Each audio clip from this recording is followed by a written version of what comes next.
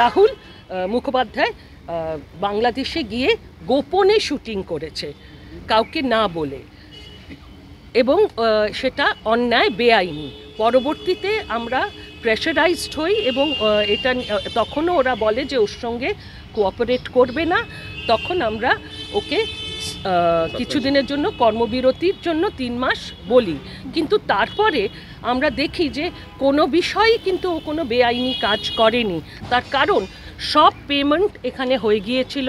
এটা একটি বিদেশি সংস্থা এখানে এসে একটা ছবি করার কথা বলেছিল, 4 দিন শুটিং হয়েছিল এবং হয়তো ওরা বলেছিল 14 দিন বা 20 দিন হবে, কিন্তু সেটা তো সেই প্রযোজক সংস্থা বলেছে, সেটা তো পরিচালক বলেনি, এবং ওদের পোষায়নি বলে 4 দিন পরে শুটিং বন্ধ হয়ে যায়। এরপর ওরা চলে যায় এবং সমস্ত টাকা পয়সা দেওয়া হয়ে যাবার পর রাহুলকে ওরা ডাকেন বাংলাদেশে, এবং সেই বাংলাদেশে গিয়ে ও রেকি করে ওখানে ও এবং মধুরা শুটিং করে। মধুরা হচ্ছে ক্যামেরাম্যান, এবং এখানে কোনোভাবেই ও কাউকে, ওরা ওদের মতে যে ও কেন বলে যায়নি। আরএফএল কিচেন সিঙ্ক, স্বাস্থ্যকর কিচেনের চিরস্থায়ী সমাধান। কিন্তু আমার মনে হয় এবং আমরা পরিচালক সংস্থা মনে করি প্রত্যেক পরিচালকের স্বাধীনতা আছে কোথায় কাজ করবে, কোন সংস্থার সঙ্গে কাজ করবে তার, এবং এখানে ও বেআইনি কিছু করেনি। যদি এখানে পয়সা না দেওয়া হতো, যদি এটা এখানকার কোনো প্রযোজকের কাজ হতো, তাহলে ওর বাধ্যবাধকতা ছিল এখানকার টেকনিশিয়ানদের নিয়ে যাওয়ার, কিন্তু ওখানে তো বিদেশের মাটিতে বিদেশি সংস্থার হয়ে ও কাজ করছে, সেখানে প্রযোজকের যারা বা ওই দেশের যারা, তাদের নিয়ে ও কাজ করতেই পারে।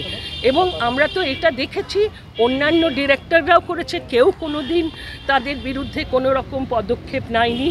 আজ কেন রাহুলের বিরুদ্ধে এই কর্মবিরতি? দ্বিতীয়ত এই কর্মবিরতি ব্যাপারটাই কিন্তু ভুল, কারণ কর্মবিরতি কারুকে করতে পারি না, কারণ আমরা তো ওর কাজটা এনে দিচ্ছি না।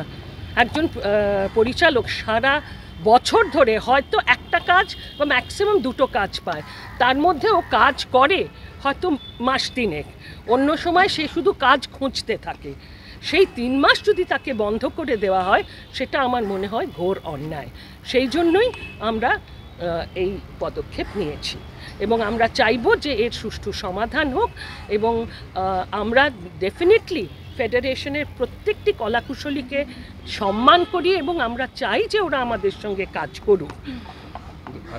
কিন্তু আজকে যেটা আমাদের খারাপ লাগছে যে আমরা ভীষণভাবে অসম্মানিত হয়েছি, কারণ তারা কেউ আসেননি, কারণ তাদের উপরে হয়তো বারণ ছিল, হয়তো হুলিয়া জারি ছিল, তারা আসেননি, তারা কল টাইম নেয়নি। ওরা বলেছে যে এই ডিরেক্টর কাজ করলে আমরা টেকনিশিয়ানরা কাজ করব না। হ্যাঁ, এবং ওরা ওকে তবু মানে একটা জায়গায় বলেছিল যে হ্যাঁ ও করতে পারে যদি ও অ্যাজ প্রডিউসার, ক্রিয়েটিভ প্রডিউসার হয়, কিন্তু সেটাও প্রথম দিকে মানেনি। এবং আমাদের যখন আমরা বলি যে না আমরা ওর ব্যান্ডটা তুলে নেব বা এই কর্মবিরতি তুলে নেব, তখন এই ধরনের একটা প্রপোজাল আসে, কিন্তু তখনও আমরা কর্মবিরতিটা তুলিনি বলে বৃহস্পতিবার আমি কিছু বলিনি, কিন্তু গতকাল আমি কর্মবিরতি তুলে নিই। এবং তারপর ওরা যে প্রযোজক সংস্থা, আমাকে অনেকেই জিজ্ঞেস করেছিলেন ও কি ডিরেক্টর হবে, সেই ডিরেক্টর হবে কি হবে না সেটা প্রযোজক সংস্থা ঠিক করবে, এবং তারা ঠিক করেছেন যে ওই হবে পরিচালক, এবং সেক্ষেত্রে এরা করতে রাজি নন। এখন এখানে আমাদের একটাই প্রশ্ন যে টেকনিশিয়ান ছাড়া যেরকম শুটিং হচ্ছে না, হ্যাঁ, সেরকম পরিচালক ছাড়া কি শুটিং হবে? সেটা কি সম্ভব? ডিরেক্টর্স গিল্ডে কিন্তু রাহুলকে সাসপেন্ড করেছিল, কেননা কিছু নির্দিষ্ট অভিযোগ রাহুলের, নির্দিষ্ট নয় অ্যাকচুয়ালি, কিছু অনির্দিষ্ট অভিযোগ রাহুলের নামে আনা হয়েছিল। আগের দিন ডিরেক্টর্স গিল্ডের মিটিংয়ে ক্লিয়ার হয়ে গেছে যে সেই অভিযোগগুলো রাহুলের বিরুদ্ধে নেই। হ্যাঁ, তার ফলে ডিরেক্টর্স গিল্ডই কিন্তু ফেডারেশনকে বলে যে ওর ওপর থেকে সাসপেনশন তুলে নেওয়া হোক। তো ডিরেক্টররা তো ডিরেক্টর্স গিল্ডের সঙ্গে কথা বলবে, বিকজ ডিরেক্টরদের কাছে ফেডারেশনের অ্যাভিনিউটা বা রুটটা তো ডিরেক্টর্স গিল্ড। তো ডিরেক্টর্স গিল্ডে যেরকম সাসপেন্ড করেছিল, ডিরেক্টর্স গিল্ডে সেরকম সাসপেনশন তুলেও নিয়েছে। তাহলে তো এবার ফেডারেশনের, ডিরেক্টর্স গিল্ড তো ফেডারেশনেরই পার্ট, তো ফেডারেশনের টেকনিশিয়ানদের তো আসার কথা, তাদের কাজ করার কথা, because or suspension directors guild বিচার দিয়েছে, সেটা লিফটেড হয়ে গেছে। তা সত্ত্বেও আজকে সকালবেলা 9টায় এখানে কল টাইম, কেউ আসেননি এবং গতকাল কোনো কলাকুশলী কোনো টেকনিশিয়ান, কেউ ফেডারেশনের অন্তর্ভুক্ত টেকনিশিয়ানরা কেউ কল টাইম নেননি এই জিনিসটা। এবার আমাদের প্রশ্নটা হচ্ছে যে আমরা এখনও বুঝতে পারছি না এই যে বয়কটটা করা হচ্ছে, রাহুল এখানে একটি ব্যক্তি বিশেষ, রাহুল এখানে হয়তো বা উপলক্ষ মাত্র। রাহুলের মতো পরিস্থিতিতে অতীতে বা ভবিষ্যতে বা বর্তমানে কেউ যদি থাকে, তার ভুলটা কোথায়, যে ভুলটার জন্যে তাকে সাসপেন্ড করা হচ্ছে বা তাকে ব্যান করা হচ্ছে, তার যে গিল্ড সেখান থেকে, এবং তার গিল্ড সেই সাসপেনশন তুলে নেওয়ার পরেও যে বৃহত্তর ফেডারেশন তাদের টেকনিশিয়ানরা বলছে আমরা কোলাবোরেট করব না। আমাদের সবার আগে প্রশ্নটা হচ্ছে এইখানে ভুলটা কোথায়, এটা আগে কেউ আমাদের পরিষ্কার করে দিন একটুখানি। তাহলে গিল্ডের উপরেও আরো বড় হস্তক্ষেপ রয়েছে, এটা কতটা আনফরচুনেট? সেটাই তো আমারও প্রশ্ন, যে আমরা তো ডিরেক্টর্স গিল্ড ফেডারেশনের মুখপাত্র হিসেবে আমরা ডিরেক্টর্স গিল্ডকেই জানি। এবার ডিরেক্টর্স গিল্ডই সাসপেনশন করেছিল রাহুলকে, ডিরেক্টর্স গিল্ডই সেটা তুলে নিয়েছে। তো তাহলে ফেডারেশন এসে আচমকা বলছে যে তাদের কোনো টেকনিশিয়ান আমাদের সঙ্গে বা রাহুলের সঙ্গে কাজ করবে না এই প্রজেক্টে। সেটা কেন, মানে কারণটা কি? সকাল থেকে কাজ বন্ধ সম্পূর্ণ, কোনো টেকনিশিয়ান আসেননি এবং কেউ আসেননি, গতকাল কেউ কল টাইমও নেননি, সম্পূর্ণ কাজ বন্ধ।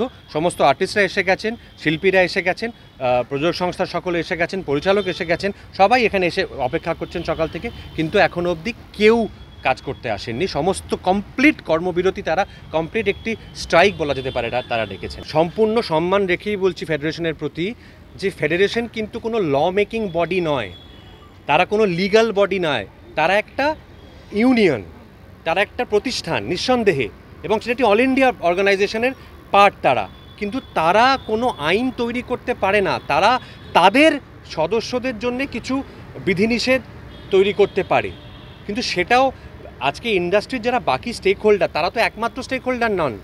আজকে তো প্রডিউসাররাও স্টেক হোল্ডার, আজকে ডিরেক্টর স্টেক হোল্ডার, আজকে অ্যাক্টারও স্টেক হোল্ডার। তারা যখন তাদের আভ্যন্তরীণ নিয়মগুলি তৈরি করেন, তখন কি সেই বাকি স্টেক হোল্ডারদের সঙ্গে ডিসকাস করেন? তারা কি আলোচনা করেন? সেটা কি করা উচিত নয়? আপনাদের কি মনে হয়?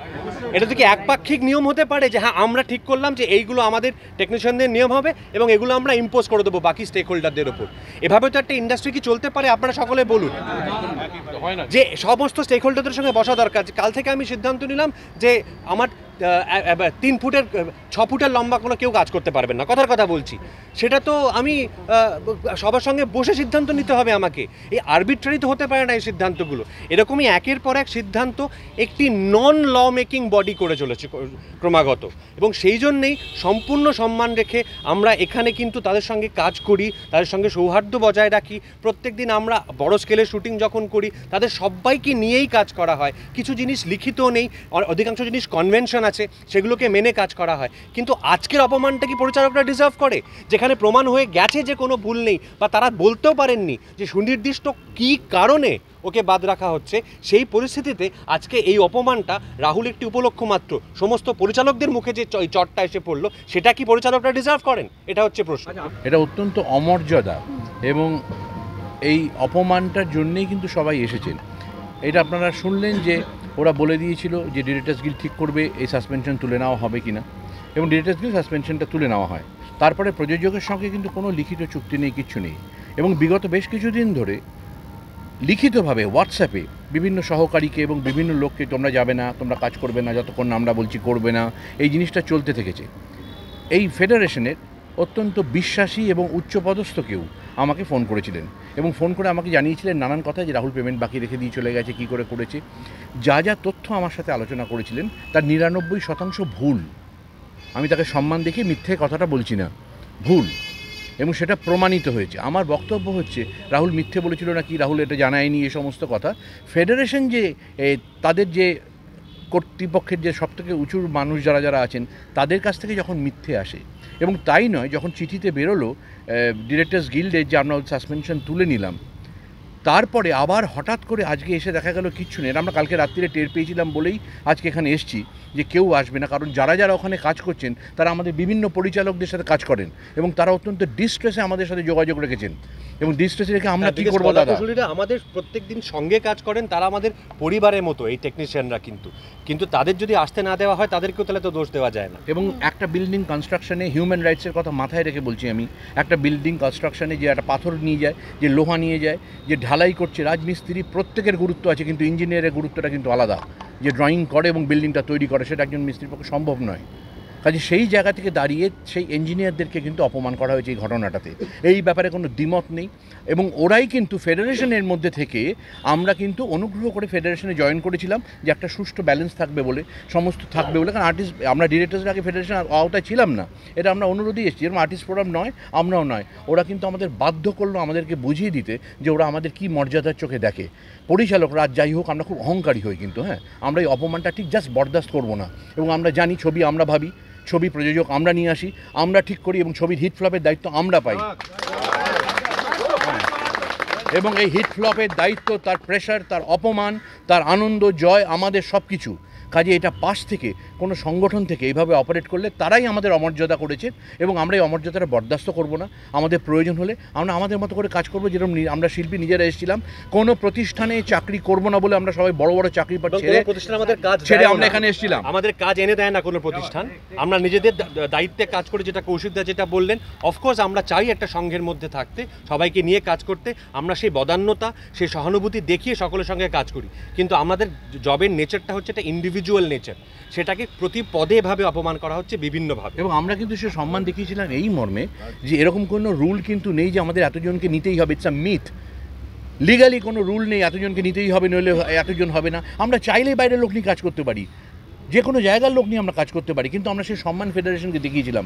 কিন্তু যে থাপ্পড়টা যে ফেডারেশন ডিরেক্টর্স গিল্ডের মুখে মারলো, এই সিনেমার যাকে বলা হয় ক্যাপ্টেন অফ দ্য শিপ, তাকে অপমান করার দায়িত্বটা 100% আজকে গিয়ে বর্তাচ্ছে কিন্তু ফেডারেশনের, যারা এই ভুলটা ঐতিহাসিক একটা ভুল করলো আজকে এই ঘটনাটা করে। এই অমর্যাদা আমরা সত্যি ভালোভাবে দেখিনি। আজকে রাহুল কোনো লক্ষ্য নয়, রাহুলের কোনো বিষয় নয়। রাহুলের যদি কথার ভুল বলে থাকে কিছু, সেটা যদি অপরাধ হয়, তার 10 গুণ অপরাধ ভুল তথ্য আমাদেরকে দেওয়া এবং সবাইকে বলে। এই যে একটা অদ্ভুত, আমরা যখন আনন্দ পেলাম যে সুন্দরভাবে একটা সেটেলমেন্ট হয়ে গেছে, সেটা পরের দিন দেখলাম যে ভিতরে কালকে একটা মিটিং করে এই সমস্ত ডিসিশন হয়েছে। খুব ভালো, আমরা ফেডারেশনের সমস্ত গিল্ডকে সমর্থন জানাই। ভবিষ্যতে কাজ করলে তাদের সাথেও আমরা কাজ করবো নিশ্চয়ই, কিন্তু পয়েন্ট হচ্ছে ওরা ফেডারেশন আমাদের যে অপমানটা ডাইরেক্টলি আজকে করলো, সেই অপমানটা বরদাস্ত আমরা করবো কি না সেটা খুব ভেবে দেখার বিষয়, সম্ভবত করবো না।